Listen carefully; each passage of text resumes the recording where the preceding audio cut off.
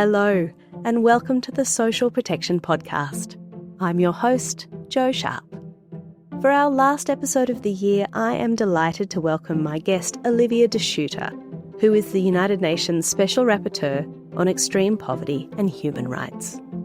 As Special Rapporteur, Olivier describes his work as being the eyes and ears of the international community, listening to people living in poverty and precarity and bringing their concerns directly into the rooms where global decisions are made. And in that role, he is a powerful voice for social protection, as an essential investment that allows people to plan, to participate, and to live with dignity. In our discussion today, Olivier challenges the idea that fighting poverty is simply a matter of growing economies and redistributing later, explains what austerity has to do with the rise of far-right movements, links social protection and climate justice, and imagines what international solidarity could look like in an era of overlapping crises. Olivier De Schutter, welcome to the Social Protection Podcast. My pleasure to be here. Thank you. So you were appointed UN Special Rapporteur in 2021. For listeners who maybe don't know the role, what does it involve and what are you trying to achieve? The Human Rights Council, which is an intergovernmental body of 47 governments, appoints special rapporteurs to provide the governments with recommendations on specific thematic issues. And we are sometimes described as the eyes and ears of the international community. We consult, we study, we travel in the countries that agree to cooperate with the system, and then we report back, allowing governments to make informed decisions about how to make progress in the realization of human rights. My role is really to connect people in poverty who often have no access to fora in New York and Geneva, where diplomats discuss global issues, and to be not their spokesperson, but to reflect their concerns and translate this into political recommendations. That's essentially what my mandate consists in. So since you've been Special Rapporteur since 2021, and I understand you were extended into a second term as well, you have really championed social protection. What has made you such a strong advocate for social protection?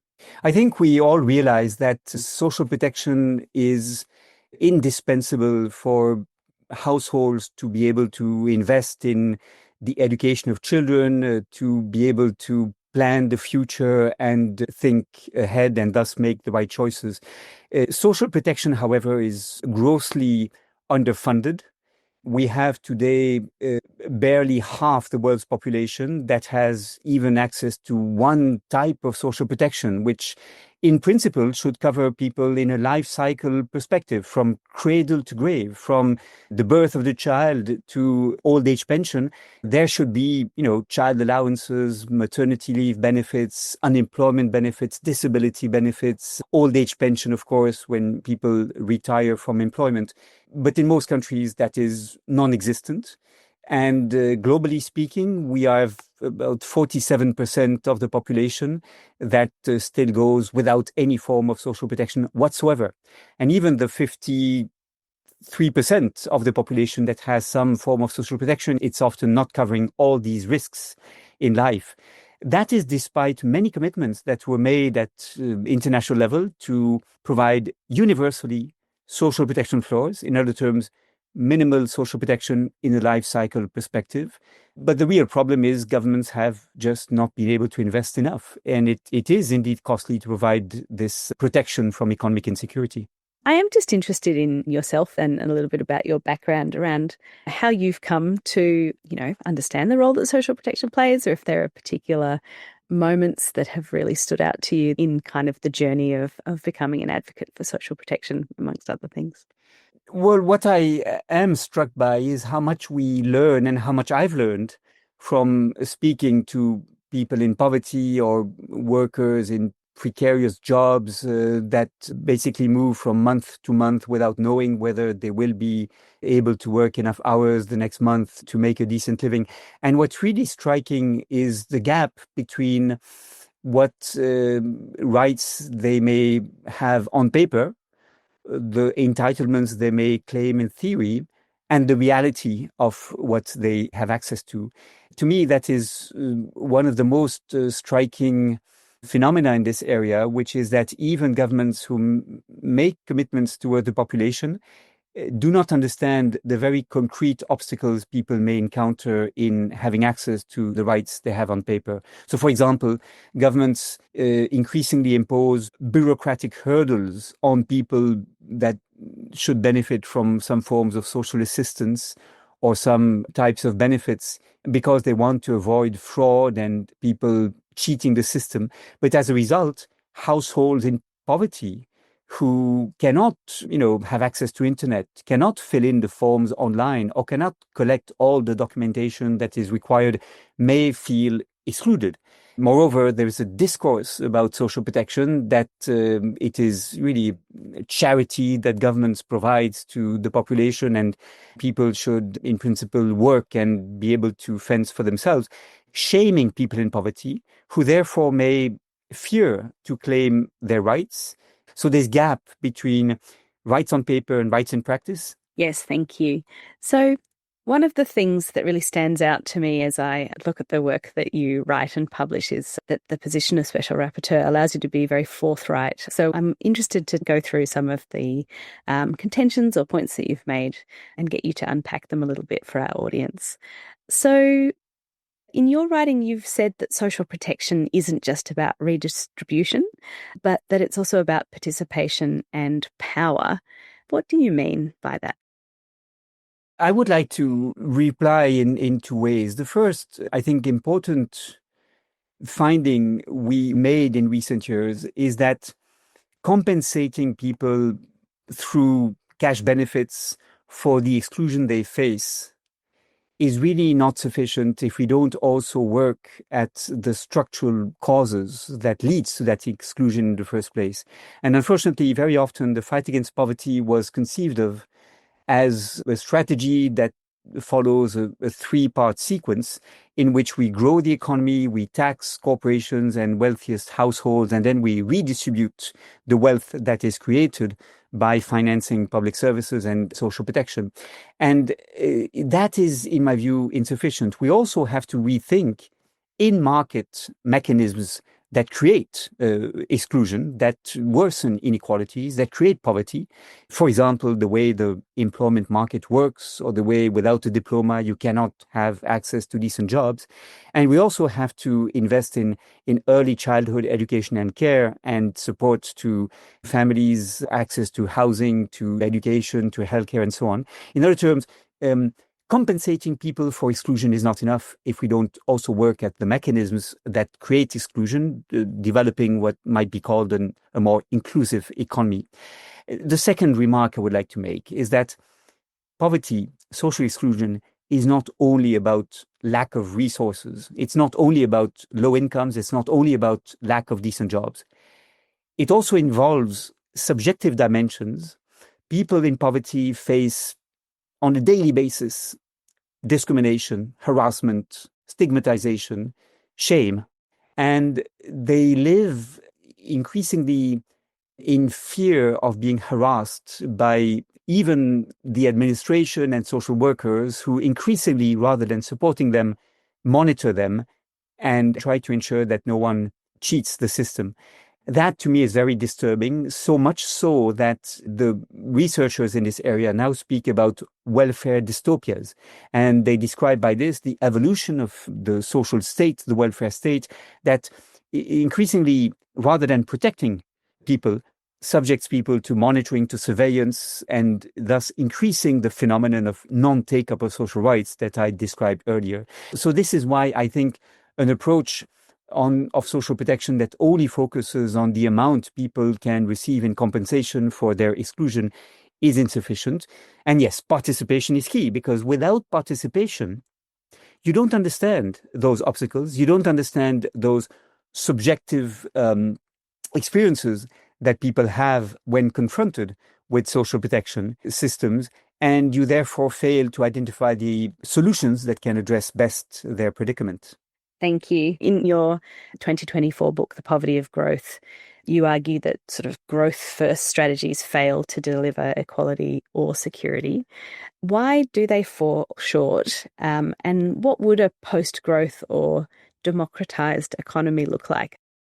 The argument I made in a report to the Human Rights Council and this book that very graciously you referred to, The Poverty of Growth, is that we have all too often focused our efforts on growing the economy, increasing total economic output as measured by GDP, gross domestic product, when in fact we should focus on well-being. And sometimes our obsession with growth has led us to make policy choices that create the very social exclusion, contributing to the very inequalities that we should address in order to improve well-being. For example, in the name of growth, we've been flexibilizing the labor market, creating insecure and precarious jobs. We've been encouraging trade liberalization, worsening the situation of the most fragile sectors of the economy and the least competitive sectors. We've been creating a business-friendly investment climate in order to attract investors, which in fact means deregulating companies in order to reduce the burden imposed on them and reducing the taxes on corporate income. We've been trying to achieve growth by stimulating the type of investments that will not spread wealth across all segments of society. And so the question I think we now should ask is whether we should not focus our efforts on something else, and whether we should not conceive the fight against poverty as having to dispense with GDP increase, which should not be a passage obligé, a condition sine qua non of our efforts in combating poverty. And I do believe that we need to broaden the imagination of governments, increase the policy tools in the toolbox of governments. And that is what the post-growth approach to combating poverty means. It doesn't mean that all countries can dispense with growth. And I'm completely aware that in the developing world, growth is still important because you need to create wealth to invest in infrastructure and improve well-being of the populations. But first of all, in OECD countries, growth has passed the point at which it is really useful in improving well-being. In fact, it makes us less happy rather than more happy to pursue increased productivity and growth at all costs. And secondly, growth should not be pursued at all costs. It is a particular type of growth that contributes to well-being that we must pursue, if at all. I think in that report that you mentioned, you say in rich countries, at least, growth has passed its sell-by date. It has modernized poverty without eradicating it, which I thought was a really interesting way of putting it. So just going to that kind of imagination that you talked about, do you have a vision for what that post-growth could look like, or what the developed economies could be moving towards as an alternative? There is in the United Nations a very powerful movement towards beyond GDP. And that is, for example, again, reiterated in the Pact for the Future, adopted in September 2024. And the idea is that we need to measure progress using tools different than GDP increase, which is a very imperfect instrument to measure how societies fare. Indeed, we should care about something else than total economic output, because it completely obliterates the question of equitable distribution. It completely omits the question of sustainability. It encourages us to grow the economy despite the very real environmental impacts that growth may have, using resources and producing waste and pollution that the ecosystems are increasingly unable to absorb.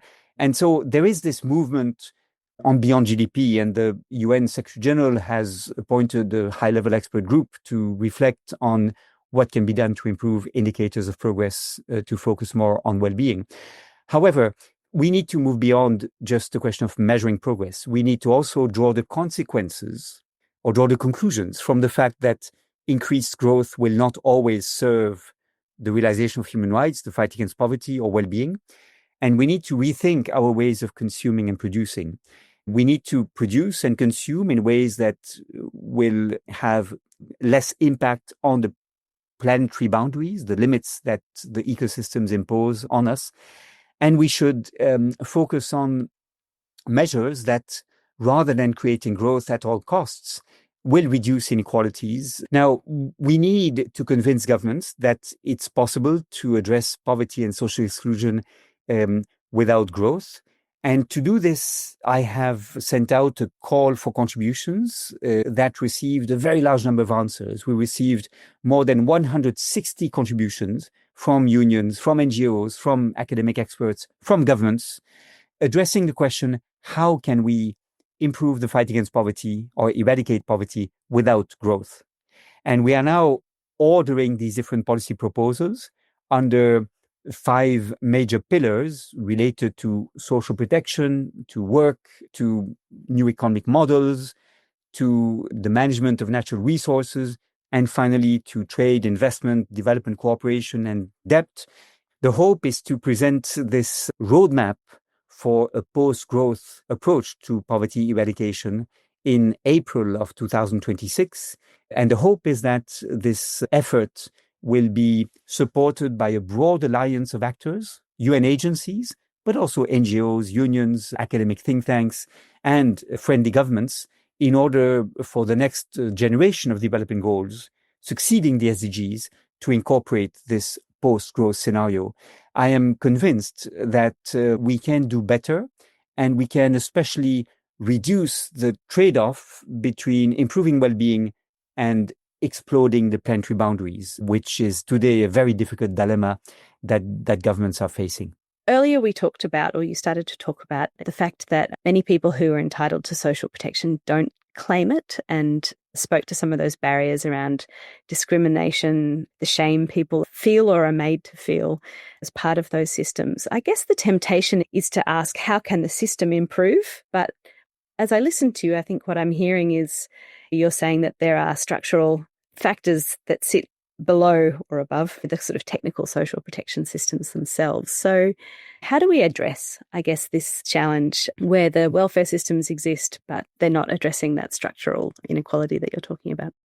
There's a huge stake here in reducing the gap between legal entitlements and effective enjoyment of social protection. That gap is one we documented through various surveys and studies, asking different stakeholders what were the obstacles that explained this gap. And the single most important obstacle to people having access to rights is the lack of information. Social protection systems are very complex. The conditions are very difficult to maneuver through. Governments are so fearful that people will cheat the system that they increase the complexity of procedures, the number of documents that you must provide in order to receive certain benefits. And the result, paradoxically, is that social protection may be therefore inaccessible to precisely the households that need it most. And so if we want social protection systems that are effective in reducing poverty and are effective in protecting the most poor households, we need to do things better. And yes, there are a number of things that could be improved, including how we approach social protection. Social protection is often seen by governments and presented by governments as a burden on the economy, a burden on public finances, a cost to society. This discourages, of course, people to claim their rights because they don't want to be described as a burden, but also it creates a climate in which social workers, rather than encouraging households to claim benefits, will discourage them to claim benefits unless they're absolutely needed and clearly entitled to such benefits. So I think part of the conclusion we reached is that it matters how policymakers, how governments speak about social protection. And we should see social protection as an investment society makes in order to improve social cohesion and improve the social fabric, if you wish, that brings us together, the cement of society, rather than simply a weight, a burden on public finances. I mean, to that point, in some countries, public attitudes towards social protection welfare systems can be skeptical, as you've been saying, or even punitive. So I just wonder, you talk a lot about democracy and democratization. Does democracy support redistribution, or can that sometimes even stand in the way? This is a major dilemma that today governments face, and my most recent report to the United Nations addresses that dilemma in part. The dilemma is this. On the one hand, if governments are too stingy with social protection and only protect a very narrow segment of the population based on, proxy means testing to identify people who live on very low incomes and face extreme destitution, then unfortunately, social protection will be perceived by most of the population as only benefiting the poor. And thus, there will be little support by many people because they feel they are not concerned by this and they feel that they don't want to pay taxes to support people in poverty because they are not part of that group that benefits from social protection. This is why we have some scholarship that says the more universal a benefit is, the more popular programs will be, and thus the better they will be financed. On the other hand, however, if you are too generous, then people may feel, public opinion may feel, that non-deserving poor outcasts unjustifiably benefit from social protection. And this distinction between the deserving poor and the undeserving poor, this distinction between the natives who deserve to be protected by the community and the outcasts, is one that far-right populist politicians very often use. So I think we should try to move beyond that dilemma by saying that social protection is not only in the interest of people in poverty who benefit from protection. It is in the interest of all members of society, because no one wants to live in a society where there is resentment, where there are social divisions, where there are class hierarchies, and where there is no sense of belonging to a community. And the work of Richard Wilkinson and Kate Pickett, for example, showing how more equal societies are better equipped to deal with challenges ranging from teenage pregnancy and violence to climate change mitigation. And so reducing inequalities, reducing poverty is really in the interest of all. As to how social protection is organized, I think targeted universalism is the way to go. That means providing benefits such as child allowances, old age pension, unemployment benefits that cover a large part of the population. On the other hand, we need to focus efforts, particularly, that's the targeted part of targeted universalism, on those who need it the most. And we need to reach out to them to make sure that they enjoy those benefits in order to reduce the rate of non-take-up. It's delicate, but I think it's really important to move beyond that dilemma. You did touch briefly just there on your most recent report in which you linked the rise of far-right movements globally to cuts to national welfare systems in the name of austerity, as you're saying, really creating those in and out groups potentially. Could you speak a little bit more to that thesis and what evidence we see for linking those national movements to things like austerity?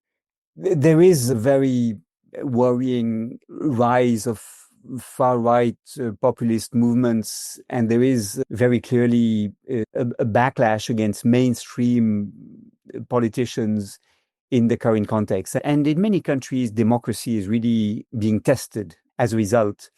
The reason, as I show in the report, is in part because people feel that the state is not protecting them as it should. Those who vote for these far-right populist parties are mostly people who feel economically insecure. I'm not speaking here of people in extreme poverty, who indeed have other preoccupations than those that have to do with whom they will vote for. But I have in mind in particular the lower middle class, people who fear that they will fall behind. These are also people that live in territories where public services are not adequately provided, that are neglected by the elites in urban areas, in cities. I was struck when looking at the geography of the votes in countries such as France, the UK, Germany, the US, by the fact that rural areas which are poorly connected to the urban centers and where people feel increasingly isolated are areas where people vote for the far right. And so we must do much more to bridge those gaps, to reassure those people, to provide this economic security, and to reprofile the state as a state that protects, not as a state that monitors and that abandons people. Because the reason why the far-right politicians are sometimes attractive is because they promise to protect the Main Street against Wall Street and the average person. Of course, they don't do that. Very often they form alliances with the oligarchs and the richest parts of society to maintain their privileges. But that is how they gain votes, by presenting them as defending people. So we have to wake up to this reality, and we have to alert governments that want to preserve social protection that the way to do this. Earlier this year, your report, Weathering the Storm, linked climate justice and social protection. I have been really interested in the last probably 2 or 3 years at the way that the intersections and links between social protection and climate adaptation, mitigation and transition are really coming to the fore. So I'm just interested in your views on how governments should be rethinking these systems in an era of climate disruption. Indeed, for many years, there's been a debate on so-called adaptive social protection, which is essentially a way of rethinking social protection so that it protects also against the risks of climate change, floods, droughts, landslides. More recently, the debate, I think, has shifted towards the question how we are going to finance social protection when governments have many other priorities to pursue, including climate change mitigation and adaptation. And one of my recent reports to the United Nations addresses that by encouraging governments to use climate finance in order to strengthen social protection as the indispensable tool for climate change adaptation. I am struck by the fact that whereas governments react to the disruptions resulting from climate change, they react by disaster risk reduction and by humanitarian measures. We should also react by strengthening social protection systems and financing them better.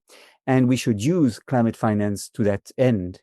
And in my report, I try to show how many climate funds could actually be used to finance social protection. And I tried to convince governments to include in their nationally determined contributions that they present under the framework of the United Nations Framework Convention on Climate Change, to include social protection in those NCDs that they present. I think it's important to make that link. It's important also because we don't want competition to arise between, on the one hand, climate finance, on the other hand, the financing of social protection. The two should be mutually supportive. You have argued in the past for a global fund for social protection. I guess that goes to that financing question. Lots of discussion this year about financing for social protection. And as you say, it's pretty fundamental. What's your vision for a global fund? What would a global fund do? How would it work? The idea of the Global Fund for Social Protection is one that was initially raised in 2012 as a way to strengthen resilience against shocks such as the great financial crisis of 2009, 2010. The idea was then revived following the COVID-19 pandemic that revealed the gaps in social protection all over the world. And the idea was we need to provide an incentive, particularly for low-income countries, to invest more in social protection and to prioritize the provision of economic security to their populations. The Global Fund is meant to support this very simply by guaranteeing in a multi-year perspective funding to allow countries to invest in social protection, to allow them to close the financing gap that they meet, because we know that otherwise social protection will simply be unaffordable for them. And so the Global Fund for Social Protection is a mechanism that should provide them with this support in a way that is predictable over a number of years, 8, 10, 12 years perhaps, which is the time a country needs to roll out social protection to the population, because you need to build capacity, you need to have social registries in place to identify people in poverty, and of course it requires resources. In the report I presented to the United Nations is meant to be part of a global accelerator for jobs and social protection for a just transition. The Global Fund is referred to as part of that initiative. But the main difference is that Global Fund for Social Protection would be managed by the ILO with all its expertise and technical know-how, whereas the existing funds that are meant to support low-income countries' efforts to build social protection are hosted by the IMF. And unfortunately, the way they function is not adequate. Why? Because they don't provide multi-year support that is predictable over a number of years, and because these funds provides not grants, but loans, and the loans are provided they respect certain conditions that in fact are focused on reducing public deficits. And I'm very surprised. I say this very candidly. I'm very surprised by the fact that we are not doing more on this issue. Remember, for example, that only 1.44% of the total ODA money goes to social protection. That's grossly insufficient. And unfortunately, we have very few other tools than ODA in order to provide the support that low-income countries require. Yeah, this remains the challenge. You've described social protection as an expression of solidarity across borders and generations. What gives you hope that this kind of international solidarity is still possible? There is, I think, growing awareness that low-income countries will not be able to succeed by themselves. We need more international solidarity. However, the way we've been traditionally thinking of ODA as a way to support developing countries' efforts, particularly the poorest amongst them, is not convincing anymore. There is a clear donor fatigue that we see all over. And so the question is, how can we rethink the relationships between the global north and the global south to provide the kind of fiscal space and supports that developing countries need to improve the well-being of their populations? And here I think we cannot avoid asking the question of how to address the debt issue. Today we have 3.4 billion people who live in countries that spend more on servicing the debt than they spend on healthcare or education. And we have witnessed significant growth of the debt burden of developing countries that is going faster, much faster even than that of rich countries. And countries in the developing world, particularly in Africa, the debt burden of poor countries is making it impossible for them to invest in social sectors. It's also very important to realize that as you have a very high level of debt that you must reimburse, you need to develop an economy that is export-led. Why? Because the debt is labeled in dollars, and you don't reimburse a debt labeled in dollars by growing sweet potato or cassava. You need to produce things that you can sell on high-value OECD markets, on global markets. You need to export. And the result is that the development strategies of these countries that are heavily indebted will be focused not on meeting the needs of the local communities. Those efforts will be focused on growing export opportunities and improving competitiveness on global markets. And that is deeply problematic. But it is the result of a world governed by debt. That does sound very bleak. And I guess my question was, is there cause for hope in this picture? The fourth International Conference for Financing for Development that met in Sevilla between 30th of June and 3rd of July 2025 was an opportunity to identify a large number of tools that we could mobilize in order to improve or increase the support going to low-income countries. And what gives me hope is that there is a consensus about the need to work more towards reducing inequalities in the world. For example, Brazil, when it chaired the G20, commissioned a report from the economist Gabriel Zucman that led to conclude that if you only impose a 2% tax on the wealth of the 3,000 billionaires in the world, you could raise 200 to 250 billion US dollars in revenue that could serve to invest in social protection in low-income countries. And President Macron from France, together with President Ruto from Kenya and Prime Minister Motley from Barbados, have together taken an initiative for solidarity levies to be imposed on aviation, on maritime transport, on fossil fuel extraction, and so on, in order to, again, increase revenue to invest in social protection inter alia. And the Solidarity Levies Task Force has been established to encourage governments to move in this direction. In other terms, we are now thinking beyond ODA as a means to support low-income countries' efforts to support their populations. And that does give me hope. There is an awareness that more can be done, that the tools are there, and that all is needed is more political will. We've run a few episodes this year about the various big international fora, including the International Financing Conference that you've just mentioned, also the World Summit on Social Development. And in speaking to my guests, I thought there were a few hopeful aspects that came out in those conversations. We had Shahra Razavi from the ILO talking about how members of USP 2030 banded together to really promote that incremental goal of increasing coverage at the national level by 2% each year, when that target initially didn't appear in the draft outcome document. And another guest, Kostas Papadakis, who was involved in the drafting of the political statement that came out at WSS4D, talking about social protection as an area that was in fact not controversial at all, and that received a lot of support through the drafting of that document. So those stood out as bright spots for me. Olivier De Schutter, thank you so much for joining me on the Social Protection Podcast today. Thank you. It was a real pleasure to go in depth in these issues. Before we go, we like to end each episode with some quick wins. We ask a guest to bring in some recommendations for research, news, or events that have sparked their interest and that we think you should know more about.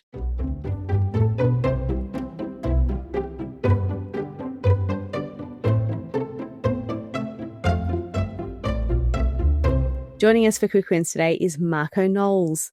Marco is Senior Social Protection Officer at the Food and Agriculture Organisation. Welcome back to the podcast, Marco. Hi, Joe. Actually, I'm a keen follower of socialprotection.org.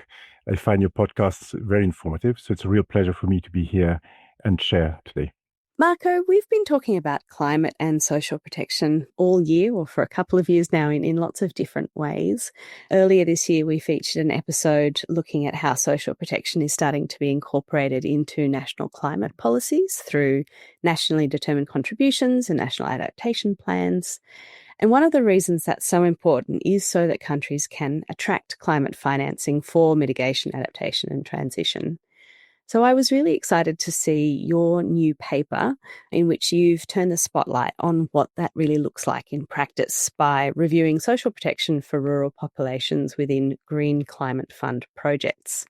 So first of all, what kinds of social protection did you find when you looked across the sort of suite of those projects?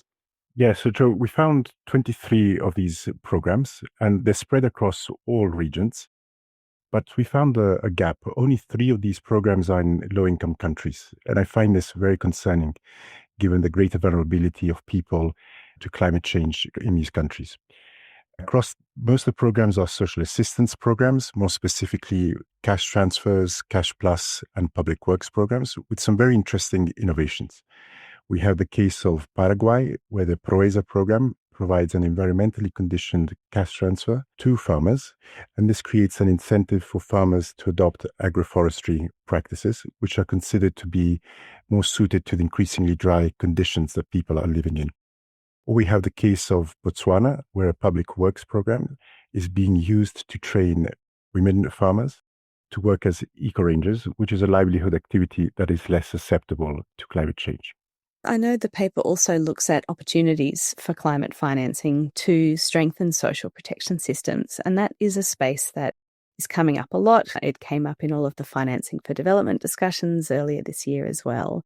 So what are the opportunities here that perhaps haven't been realised yet? Yeah, so together with the GCF colleagues, we paid specific attention to looking at whether these programs are strengthening the national systems.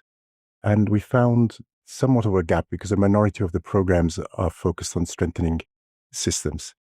And I consider this an important gap in that working through systems helps ensure alignment with national priorities. And this is critical for ensuring scale, that's to say, reaching a greater number of people. And it's also critical for ensuring the longevity of the programs. So ensuring that these programs last over time and aren't simply a flash in the pan. This is why I find that the work we are doing as an international community in supporting countries in including social protection within their national climate strategies, that's to say, their nationally determined contributions and the national adaptation plans, of critical importance, because it helps ensure that social protection becomes part of the priority national climate agenda. Just coming to that point about international efforts and advocacy, as we speak, COP30 has just drawn to a close. We've been tracking efforts to bring greater visibility to the role social protection can play in climate policy and climate transition over the last few COPs. So I'm interested in your view, how is that advocacy effort going? I find it's going very well. There's more and more messaging around the importance of linking social protection and climate action. And the messaging is consistent across the different actors, be this countries, climate funds, UN agencies, and other development partners. And of even greater importance is that this advocacy is translating into concrete and important changes. We've seen 4 key decisions at recent COPs, for instance, the global goal on adaptation, the decision on the creation of the Loss and Damage Fund, making specific reference to social protection. And more recently, at COP30 in Belém, that just closed, social protection is at the heart of the Belém Declaration on Hunger, Poverty, and Human-Centered Climate Action. I find the declaration very promising. It recognizes the role of social protection in responding to shocks, as well as for supporting people in longer-term adaptations of their livelihoods. Also, it identifies specific population groups that are especially vulnerable to climate change and in need of additional support. This includes small-scale farmers, fisherfolk, pastoralists, and indigenous peoples. Now, reading some of the reflections on COP30, I understand that there is some disappointment at the fact that an agreement was not reached on tripling financing for climate adaptation. I appreciate this, but at the same time, I feel very positive that there is a clear growing momentum and agreement on directing climate finance to social protection. Nothing stops us from making this happen.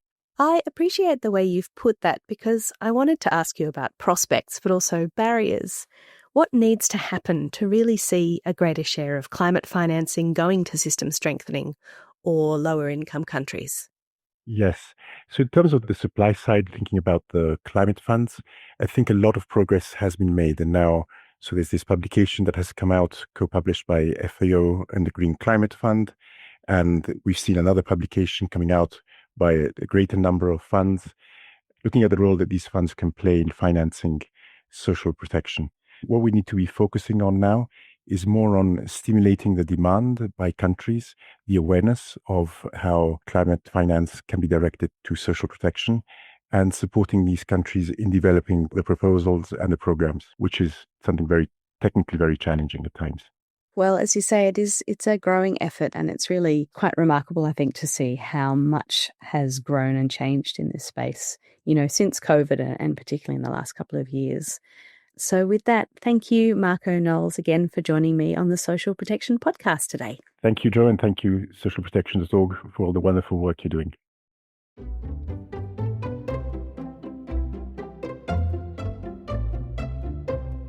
And thank you for listening to the Social Protection Podcast this year.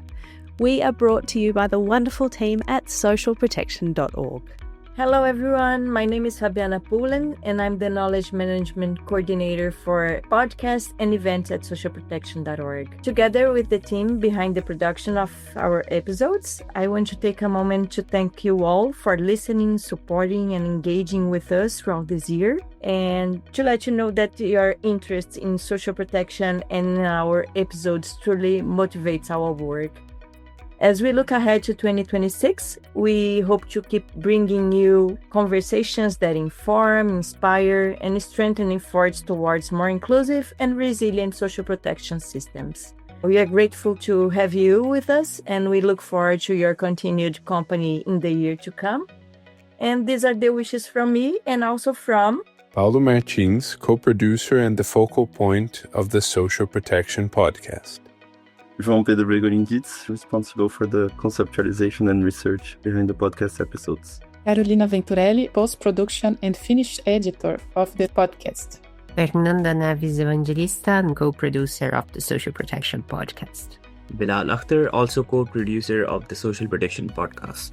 And Paulo Sakabi, I'm also a co-producer of the Social Protection podcast. This is our final episode for 2025.